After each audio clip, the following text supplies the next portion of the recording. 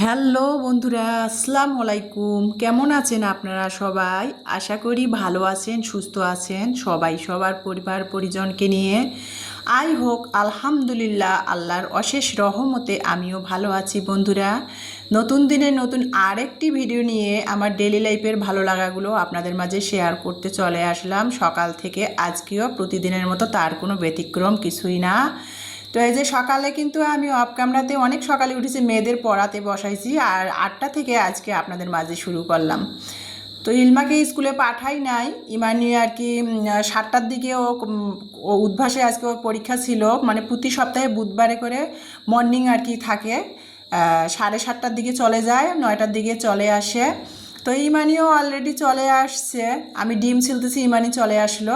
9টা পর্যন্ত পরীক্ষা, মানে 8টা 8:30 পর্যন্ত পরীক্ষা ছিল, 9টায় চলে আসছে। আজকে মর্নিং ছিল ওর ক্লাস প্লাস পরীক্ষা। তো যাই হোক বন্ধুরা, সপ্তাহে একদিন করে ইমানির উদ্ভাসে মর্নিং থাকে। তো চলে আসলো, ভাবলাম যে কি নাস্তা বানাবো। তো ভাবলাম যে আজকে আগে ডিম খেয়ে নেই, যেহেতু লেট হয়ে গেছে। ডিম সিদ্ধ করে নিলাম, আর এসবগুলোর ভুসি ভিজিয়ে রেখেছিলাম, সেটা দিয়ে গ্যাস্ট্রিকের ওষুধ খেয়ে ডিম সিদ্ধ আমি খেলাম, ইলমা খেলো। আর ইমানি বলছিল ডিম সিদ্ধ খাবে না, ও ডিম সিদ্ধটা পছন্দ করে না, ডিম অমলেট খাবে। তা ওকে ডিম অমলেট করে দিয়েছি অফ ক্যামেরাতে, আর ইলমা আর আমি ডিম সিদ্ধ করে খেয়ে নিলাম। তারপরে ভাবলাম যে একটু সুজি রান্না করব। গতকালকে দুধ ফুটিয়ে নিয়ে খাওয়া হয়েছিল, আর ফ্রিজে অবশিষ্ট ছিল, ওইটা দিয়ে ভাবলাম আজকে সুজি একটু রান্না করব পরোটা দিয়ে খাওয়ার জন্য। কিন্তু গ্যাসের চুলায় যখন সুজিটা ভাজবো একটু, আর ম্যাজিক চুলাতে আমি দুধটা আর কি চিনি মানে গরম মশলা দিয়ে দুধটা আমি ফুটিয়ে নিচ্ছিলাম, আর একটু ফ্রিজ থেকে বের করে, যে দুধটা আর একটু বলক আসলে সুজিটা ভেজে দিব। গ্যাসের চুলার মধ্যে আমি সুজিটা ভাজতে যেয়ে গ্যাসটা আমার হঠাৎ করে শেষ হয়ে গেছে, কি আর করা, সুজিটা ভাজতে পারলাম না। পরে ম্যাজিক চুলাতে সুজিটা আর কি ম্যাজিক চুলার পাতিলে করে সুজি ভেজে নিয়ে রান্না করে মুড়ি দিয়ে খেয়ে নিয়েছি, আর পরোটা বানাও হলো না। আমি সব সময় গ্যাসের চুলায় তরকারি রান্না করি, আর রুটি পরোটা সকালে বানিয়ে থাকি। আর ম্যাজিক চুলাতে সব সময় আমি পানি গরম করি, চা বানাই, তরকারি গরম করি, এগুলো করি। তো যাই হোক, গ্যাস নাই আর কি, কীভাবে আর কি আমি পরোটা বানাবো, যার ফলে আর কি, আর ম্যাজিক চুলার আমার তাওয়া নাই, যার ফলে পরোটা বানালাম না। খালি আর কি সুজি মুড়ি সকালে নাস্তা খেলাম, আর ডিম সিদ্ধ করে তো খেয়ে নিলাম, সেটা আপনারা দেখলেন। আর সুজি রান্না করার ভিডিওটা মনটা খারাপ হয়ে গেল, আর দিলাম না, যে বেলা হয়ে যাচ্ছে, নাস্তা খাবো কখন, গ্যাস কখনই আসবে। পরে গ্যাসের দোকানের নাম্বার আমার কাছে ছিল না, খুঁজে পাচ্ছিলাম না, যার ফলে ইলমার বাবাকে ফোন দিলাম। আর আপনাদের তো আর একটা সুখবর দেওয়া হয় নাই, ইলমার বাবা দুদিন আগে আর কি বগুড়াতে ট্রান্সফার দিয়েছে বরিশাল থেকে, ও বগুড়াতে জয়েন করেছে। বগুড়াতে দিয়ে একদিক দিয়ে ভালো হয়েছে আমার, আর কি আমরা যেহেতু বগুড়াতে সেটেল হয়ে যাব আর 3-4 মাস পর ইনশাল্লাহ। তো ইলমার বাবাকে বগুড়াতে পোস্টিং দিছে, ইলমার বাবা বরিশাল থেকে বগুড়াতে চলে আসছে। আর অফিস থেকে আর কি অফিসের গাড়ি করে ইলমার বাবাকে বগুড়াতে নিয়ে এসে জয়েন করাইছে। ইলমার বাবা বগুড়াতে জয়েন করেছে, 2 দিন ধরে বগুড়াতেই ডিউটি করতেছে আর কি, ওর টেরিটরিগুলো বগুড়াতে পড়ছে, ও বগুড়াতেই ডিউটি করতেছে। তো সেটা আপনাদের মাঝে শেয়ার করা হয়নি, সেটা আজকে কথায় কথায় মনে পড়লো, আপনাদের শেয়ার করে দিলাম। তো ইলমার বাবাকে ফোন দিলাম, গ্যাসের দোকানের নাম্বার আমার কাছে ছিল না, তো ইলমার বাবার মোবাইলে সেভ করা ছিল। ইলমার বাবা আর কি গ্যাসের দোকানে ফোন দিল, গ্যাস সিলিন্ডার পরে বাসায় দিয়ে গেছে, সেটাও আপনাদের সাথে শেয়ার করতেছি। এই যে ছেলেটা গ্যাস সিলিন্ডার দিয়ে গেল আর কি, ফোন করলো। তো গ্যাসের অপেক্ষা থাকলে তো সকালে নাস্তা খাওয়া হতো না, সেজন্য সুজি মুড়ি ম্যাজিক চুলাতে সুজি রান্না করে সুজি মুড়ি সকালে নাস্তা খেয়ে নিয়েছে, আর ডিম খেয়ে নিলাম, সেটা তো আপনারা দেখলেন। তারপরে আর কি ছেলেটা আর কি গ্যাসের সিলিন্ডার সেটিং করে দিয়ে গেল, আর এখানে আমি আর কি রান্না করব গ্যাস সেটিং করে দিয়েছে, লেট হয়ে গেছে যাচ্ছিল, সেই জন্য ভাবলাম যে একটু জাম্বুরা মাখা খেয়ে নেই। তো জাম্বুরা মাখাটা ইলমা বলছিল যে আম্মু আমি জাম্বুরা মাখাবো। তো একা একা বসে বসে আর কি বুড়ি মানুষের মতো আর কি আমার ইলমা জাম্বুরা ছিলা, ডিম সিদ্ধ ছিলা, এগুলো খুবই পছন্দ করে, কাউকে ডিম ছিলতে দেয় না যখন আমি ডিম সিদ্ধ করি, ও বসে বসে ডিম ছিলবে। আবার এই যে জাম্বুরা পেয়ারা এগুলা মাখা কিন্তু ও একাই কাটবে, একাই সুন্দর করে মাখাবে। দেখা যাচ্ছে এই যে দেখেন, ইলমা জাম্বুরাটা ছিলে সুন্দর করে, চিলি ফ্লেক্স, চিনি, বিট লবণ, সরিষার তেল, মানে কি কি দিয়ে জাম্বুরাটা মাখালাম সেটা তো আপনারা দেখলেন। মাখাই না, তারপরে 3 মা আমি বসে খাচ্ছিলাম। আর এখন 12:30 বেজে গেছে। তো ওরা সকাল থেকে পড়তেছিল, পড়া শেষ, সুজি মুড়ি সকালে নাস্তা খেয়ে পড়তেছিল, পড়া শেষ, 12:30 বেজে গেছে। তো জাম্বুরা মাখা খাচ্ছিলাম, আর দুই মেয়ে বসে বসে এখন গোসল করবে, যেহেতু দুই মেয়ে বসে বসে জাম্বুরা মাখা খাচ্ছে আর টিভি দেখতেছিল। তা আমি আবার টিভি দেখতেছে, বললাম যে মামুনি টিভি না দেখে তাড়াতাড়ি গোসল করে ফেলো। আর টাঙ্কির পানি আর কি, যেহেতু ভাড়া বাসা, অনেক বড় বড় বাড়িওয়ালা ভাইদের টাঙ্কির পানি না মোটর ছাড়ছে 12টা 1টার দিকে ভাইয়েরা মোটর ছাড়ে, পরে লেট করে গোসল করলে পানিটা গরম হয়ে যায়, সেই জন্য মেয়েদের একটু তাড়া দিচ্ছিলাম। আর আমার বড় মেয়ে ইমানি আবার কালাই ভাজা খাচ্ছিল আর কি। ও মানে জাম্বুরাটা খুব কমই পছন্দ করে, তারপরে বললাম যে খাও, জাম্বুরা খাওয়া অনেক উপকারী, জাম্বুরাতে ভিটামিন সি আছে, তুমি কেন জাম্বুরা খাও না। মেয়েকে বকাঝকা করতেছিলাম, আমরা ইলমা আর আমি জাম্বুরা মাখা খাচ্ছি, আরও বসে বসে কালাই ভাজা খাচ্ছিল, তো বকাঝকা করলাম 2 চামচ একটু খেলো। তো যাই হোক, বসে বসে জাম্বুরা মাখা খেয়ে এখন যে রান্না করব, গ্যাসের শেষ হয়ে গেছে, এই যে দেখেন, আর রান্না করব, গ্যাস শেষ হয়ে গেছে, আর কি করার, আর রান্না করি নাই, এটা ওই অবধি রেখে দিয়েছিলাম।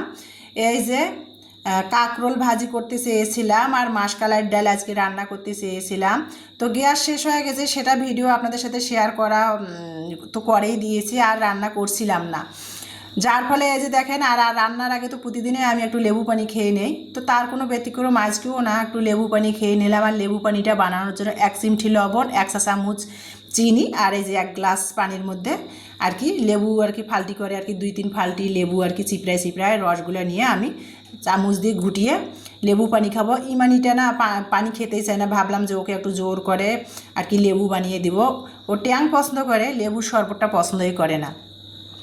তো যাই হোক, তারপরে খেয়ে নিলাম, ভাবলাম আজকে আর রান্না করব না, যেহেতু গ্যাস শেষ হয়ে গিয়েছে।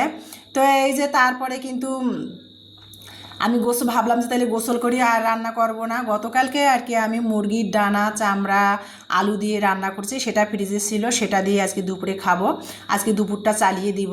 তো বন্ধুরা, ভিডিওটা সব উল্টাপাল্টা করে সাজানো ছিল, মুরগির ডানা চামড়াটা গতকালকে রান্না করা, তো সেটা আর কি ভাবলাম আজকে যেহেতু রান্না নেই, সেটা আপনাদের সাথে শেয়ার করব। তো এই যে তার আগে ভাবলাম তাহলে একটা যেহেতু বেজেই গিয়েছে, তা গোসল করে আগে আসি।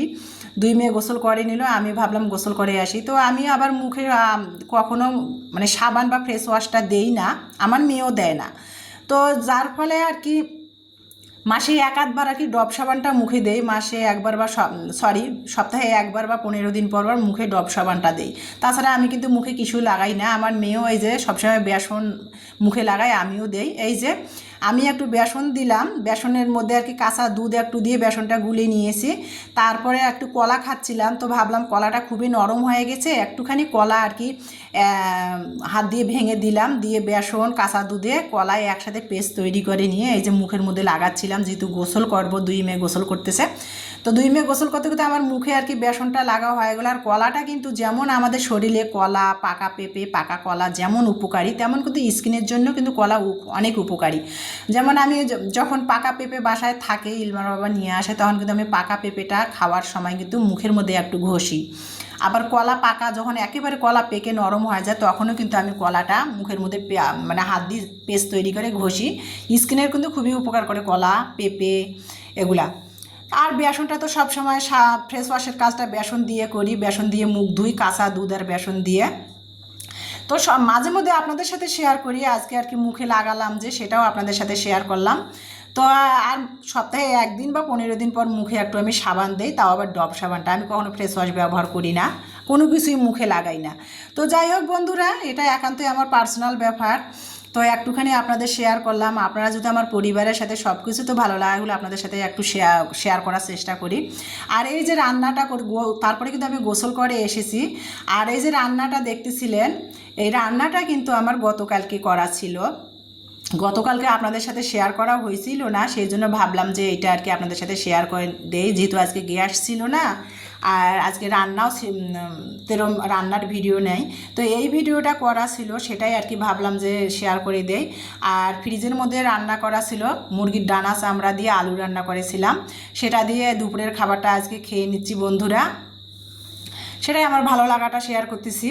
তো আজকে সিলিন্ডার গ্যাস নাই, তো ফ্রিজে যে তরকারিটা ছিল সেটা দিয়ে আজকে দুপুরটা চালিয়ে দিলাম। আর আমরা তো বাসায় 3 মা মেয়ে থাকি, ইলমার বাবা থাকলে তো তাও ঝামেলা করতো খাওয়া নিয়ে, তো এই যে 3 মামে এটা দিয়ে দুপুরের খাবারটা চালিয়ে দিলাম আজকে, সাথে 1 চিল লেবু দিয়ে বিসমিল্লাহ করে দুপুরের খাবারটা খাচ্ছি। দুপুর বাজে 2টা। সকালে যেহেতু নাস্তা খাওয়া ছিল না, তো ভাবলাম যে আর কাঁকরোল ভাজি মাসকলার ডাল করবো না, অনেক ক্ষুধা লেগেছে।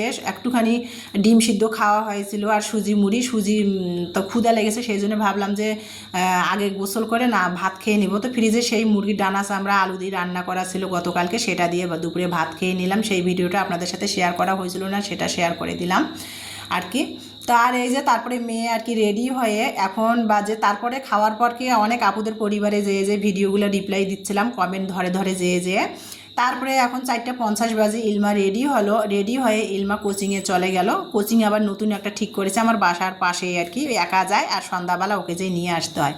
তো ইলমা রেডি হয়ে কোচিংয়ে গেল, দুষ্টামি করতেছিল অনেক। তো সেটাই ভালো লাগাটা আপনাদের সাথে শেয়ার করলাম।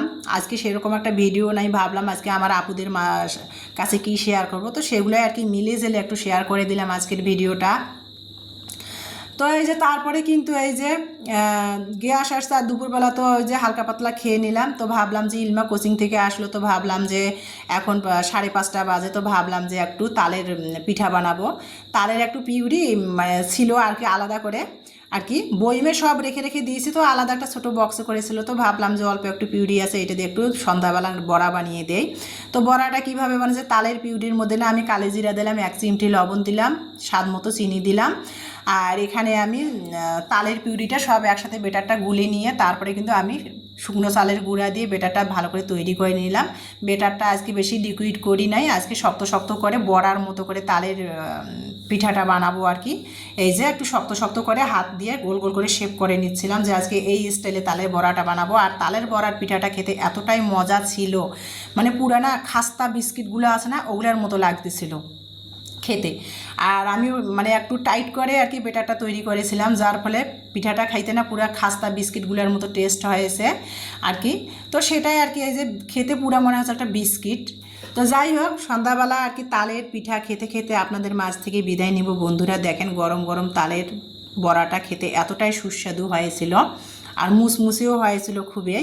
তো সেটা খেতে খেতে আপনাদের মাঝ থেকে বিদায় নিব। সবাই ভালো থাকবেন, সুস্থ থাকবেন, আল্লাহ হাফেজ।